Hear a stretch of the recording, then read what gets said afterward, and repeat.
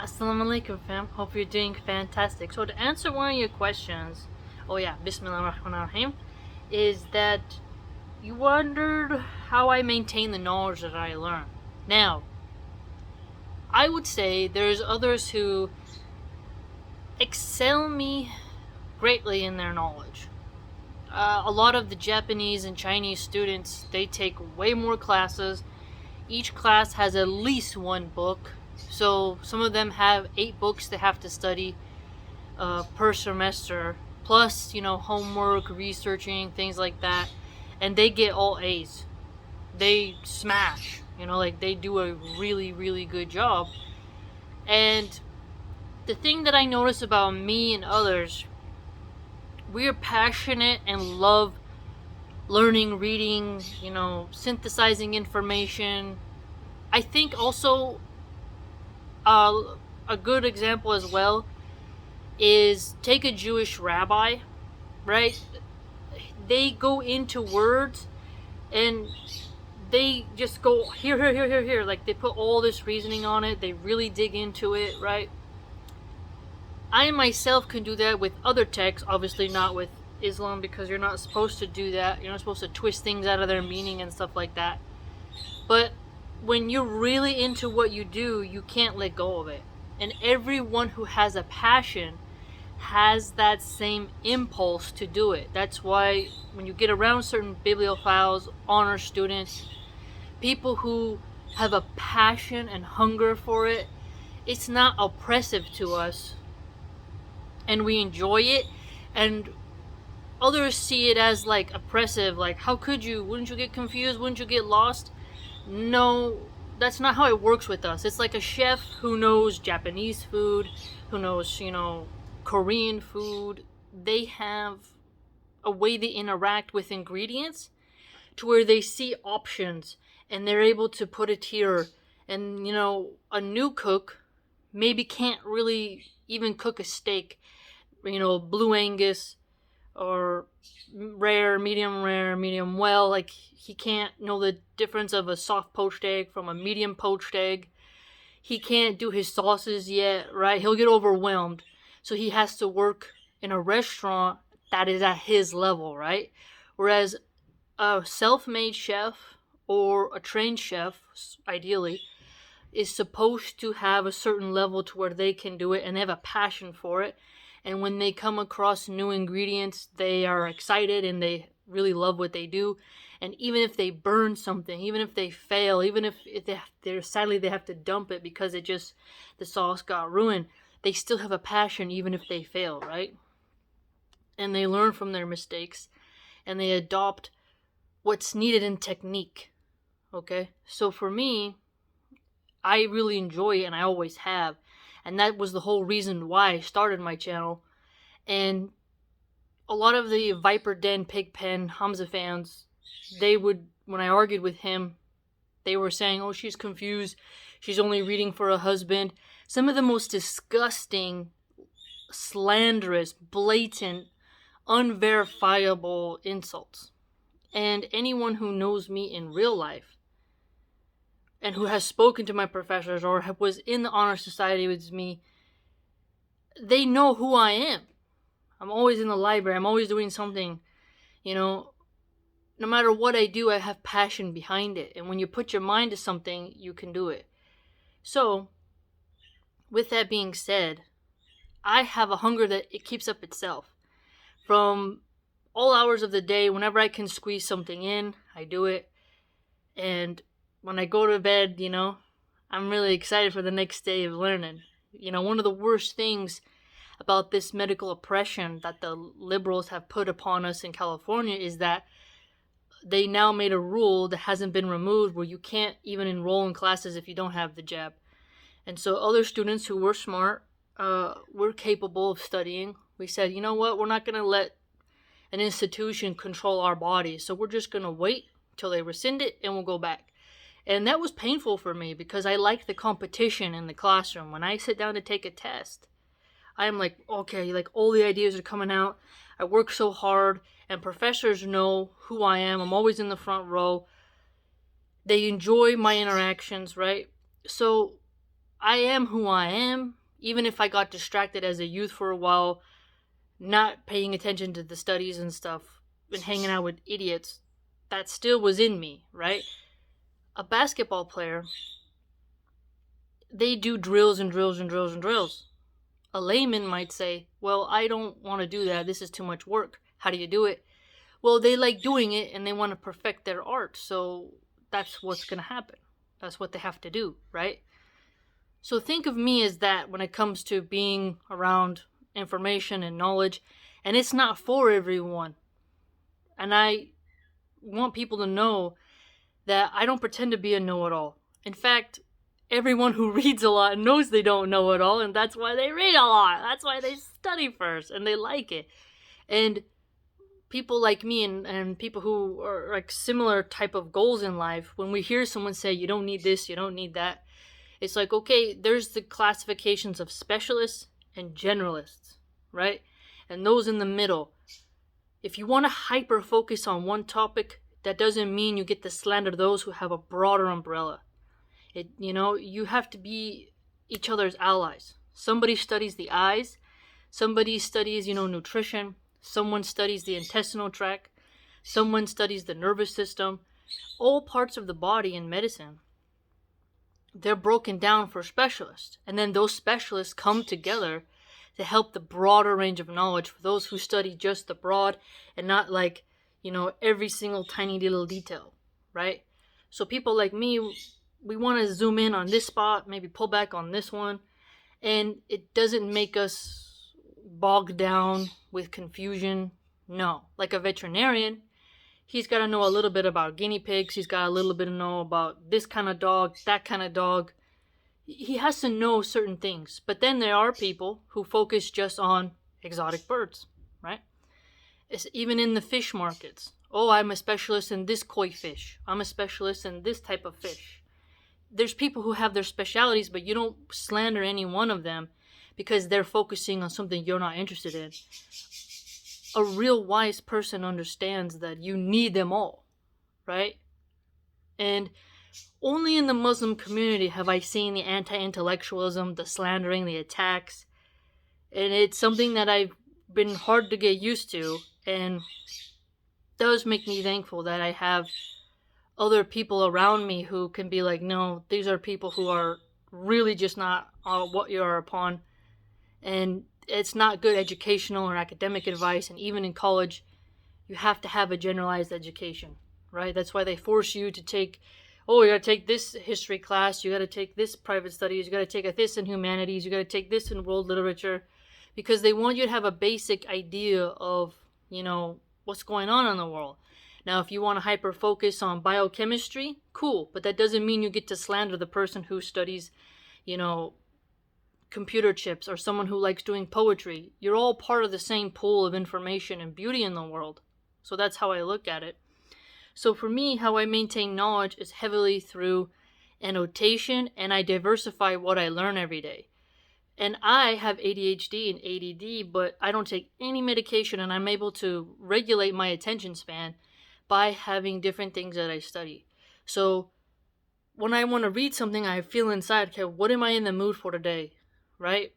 I don't just grab a book and say, I have to do this, because then I'm not loving the text. I'm not interacting with it. I'm not treating it as it should be treated and approaching it in the right way, right? If I say, today I want to read something sad like the Gulag Archipelago. Oh, today I want to nerd out on Hadith. Today I want to read Tafsir.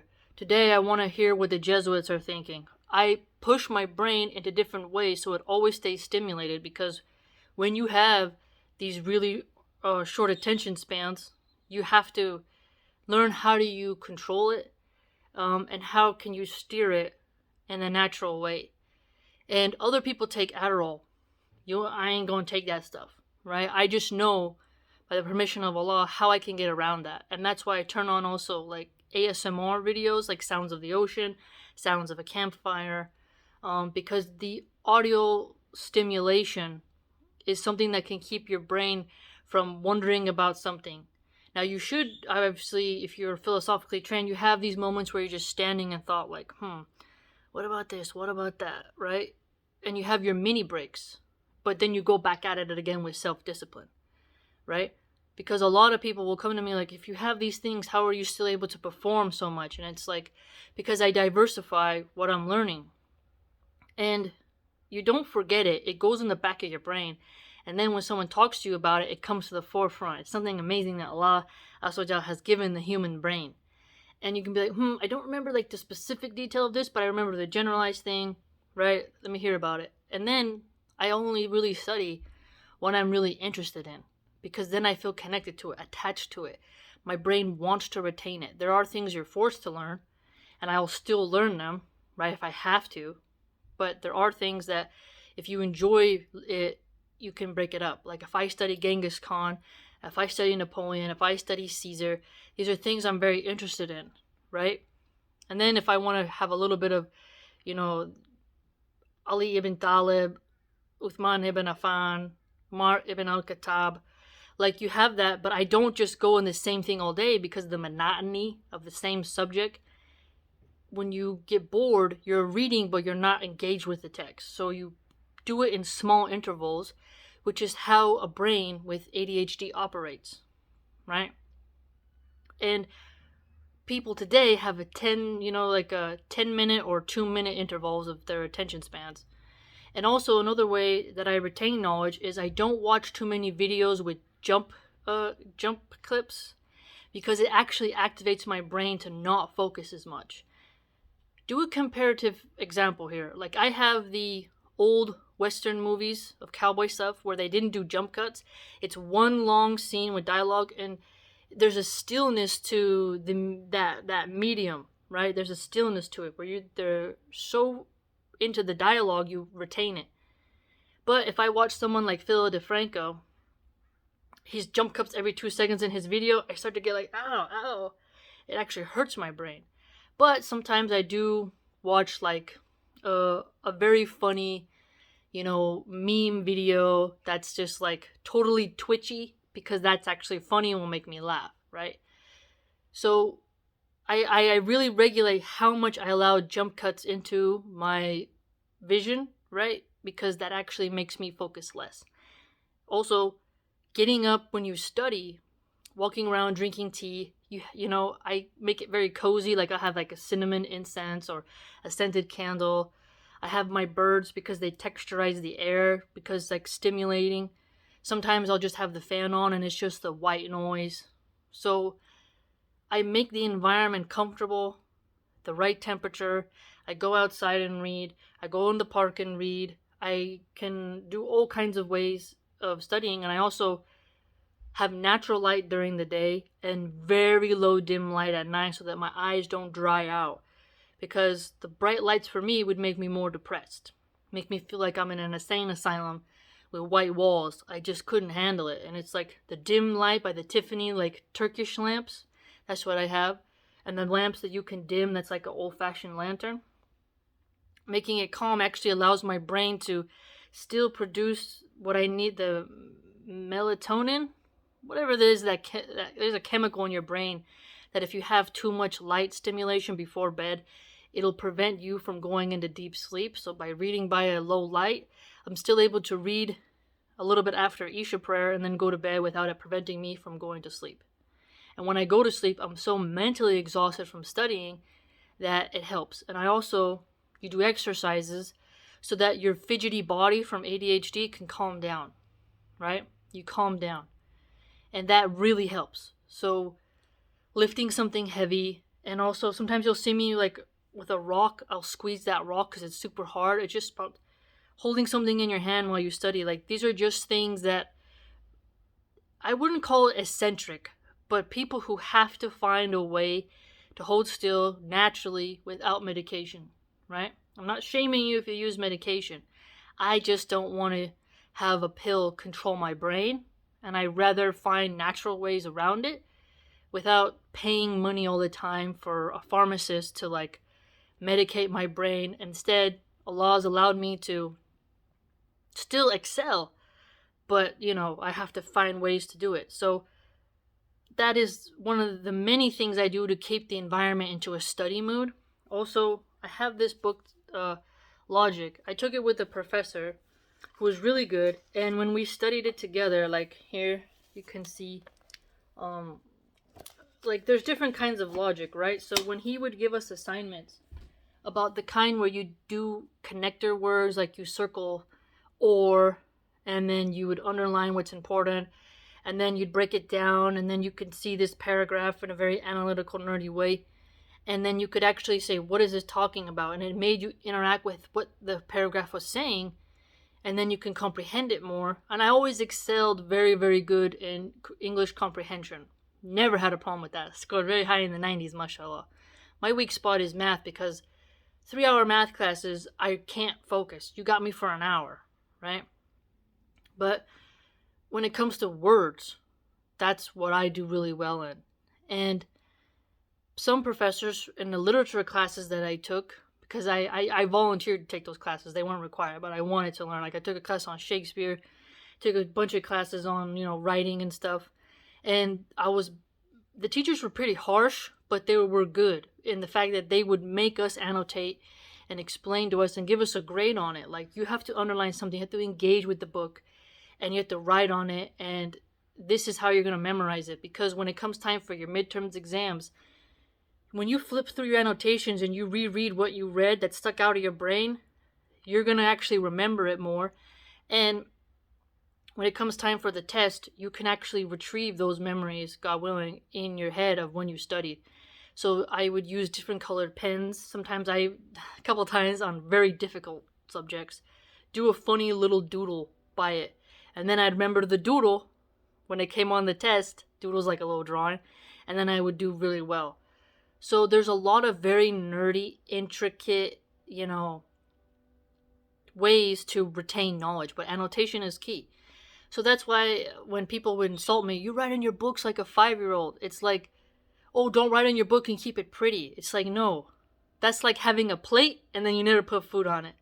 A pan that you cook in that isn't scratched, you ain't cooked nothing. Don't take advice from people who don't annotate books and who don't even read one book a year. And people who open a book and just scan it with their finger and they flip through it and they say, I read it. You didn't. And if you were more honest with yourself on doing intervals on different subjects, you would actually retain more. For people whose brain operates in that way. Some can go through for a long time. I can do that with books on cheese, books on, like just, how would I put it? There's some books that are just like, they hold your focus. Anna Karenina by Leo Tolstoy was a book like that. Just zooming through it. When I first read the summary of Bukhari, which is has over 1,000 hadiths, I was literally addicted to that, to where I just couldn't stop and I had to force myself.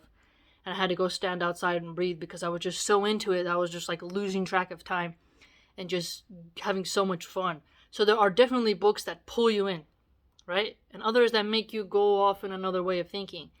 Like when I would read Game of Thrones books or, other little nerdy things. Plus I read with my little one, right? So I'm always around exchanging knowledge. And the Chinese students and the Japanese students and the Jewish students, they were the ones who really excel in this sort of nerdy eccentricism of high performance studying and high exchange of knowledge. Whereas with the Muslims who I see online and other YouTubers who mock me for it or put me down for it, they're actually the wrong ones. The ones who say that you shouldn't read everything, that you should only do this, and that's sufficient. And wiser Islamic scholars say you have to really be disciplined with studying and you cannot procrastinate. And, the Muslim Ummah needs scholars. And if I, myself, want to have conversations with serious theologians, I gotta know what I'm talking about. And I can't just dismiss someone as a dirty murtad or kafir or whatever because they're not my religion. Doesn't mean I can't have a very intense educational, tit-for-tat exchange of, dialogue with them. The problem comes when you have people just shouting at each other, insulting each other, and both are underread, and both are armchair, type of academics who don't really read and take time to learn their opponent's information. Instead, they just go on Wikipedia or Google or parrot what someone else said. And then when they get into a tense conversation, they're not able to actually defend the ideas, right? So when I read something like Augustine or Aquinas and others who I'll read in the future, for me, it's like, okay, I'm giving my brain a break from a certain subject and another subject and going into a new branch, and I'm stimulating my brain to think. It's like a machine. Your brain is literally like a machine. You have to keep it primed and oiled with information. Some people, maybe they don't have that skill, but that doesn't mean people like me and others who have that skill should be shamed, bullied, harassed, slandered, people blocking us, attacking us, calling us secret Christians or apostates or whatever retarded phrase they come up with next. So, just remember that just because I do it, that doesn't make you bad because you can do it, right? There are people who do more than me, most like Chinese foreign exchange students, they can do even more than me, and they put me to shame, right? And I'm like, wow, they did really good and they're really smart, and it's like they got something else going on, but their parents and their, I guess, biology, and how they were in their environment of knowledge allowed that. And some, you can get to that, right? But you also have to want it. So if you annotate, if you review your notes, if you share information with others what you learn, like by me sharing what I learned with you on the channel, helps me to remember it. So annotating, taking notes, being interactive with the text, sharing the knowledge, enjoying it. This, and then picking subjects I'm actually interested in, not because somebody shamed me and bullied me into going into what they want. That ain't gonna work, right? So being true to myself, be thankful to Allah, and by the permission of Allah, that is how I'm able to maintain the knowledge and stuff, And it is interesting to see people who are on TikTok and, they are not even interested in being really nerdy, which is fine for them, but how they attack people like me and others who are dedicated to a different path. They're like, oh, you're misguided, you're lost, you're distracted. These are very abusive, unhealthy, unhelpful, unnecessary attacks that actually make people weaker. Because when you're going to come to a Western country, the burden of knowledge is going to be placed upon your shoulders, and you must rise to the occasion. You must excel, you must push and go forward. And the way in which you do that is by practicing lots of studying techniques, creating a comfortable environment, and learning and reflecting upon your own mind and navigating your attention span and how you can enhance it, and when to take a break, when not to take a break, and sharing knowledge. So don't think, that it's something that's impossible. You can do it. But you just got to find which books you like. And that's when you start to learn what real authors are like, what kind of writing style you like, what genre you like, right? And how much of entertainment reading and how much of dry academic knowledge you consume, and how you create a good harmonic balance that allows you to excel. So that would be my advice to you in a nutshell. I've mentioned it quite a few times, but maybe those videos, this one will add to them, I guess. But hopefully you learned something and heard my perspective, and know that those who truly want wisdom understand there's an ocean of knowledge to be had, and you're not lost just because you desire to learn about topics someone else doesn't want to learn about. And you need to go on your journey of knowledge, and if you only stick in one arena of knowledge, you can get burnt out and you'll lose focus. And sometimes you have to give your brain a break and go into a new branch. Like I studied just the other day, like soils, different kinds of soils, right? Am I going to go and own a company that makes soil? No, but it's very beneficial. And sometimes I'll read a book on survival skills. I'll read something on hunting tips. Diversify, because that actually keeps your brain engaged and thirsty for knowledge. So hopefully that helped you, fam.